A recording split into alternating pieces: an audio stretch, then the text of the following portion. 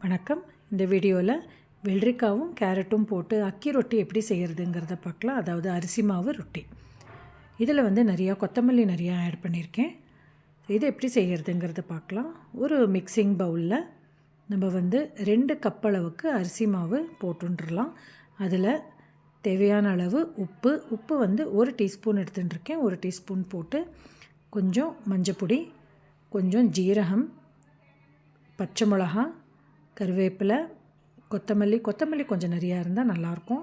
So 2 கைப்பிடி அளவுக்கு cut பண்ணின கொத்தமல்லி, வெங்காயம், திருவின கேரட், திருவின வெள்ளரிக்காய்க்கு பதிலாக நம்ம சவுச்சவு கூட ஆட் பண்ணலாம், ரொம்ப நல்லாயிருக்கும். அதோட 2 டீஸ்பூன் அளவுக்கு எண்ணெயும் விட்டு கொஞ்சமாக தண்ணி தெளிச்சுட்டு நம்ம நல்லா மிக்ஸ் பண்ணி ஒரு சப்பாத்தி மாவு பதம் வர மாதிரி நம்ம பிசைஞ்சுடலாம். அதை ஒரு 10 to 15 மினிட்ஸ் வரைக்கும் அப்படியே இருக்கட்டும்.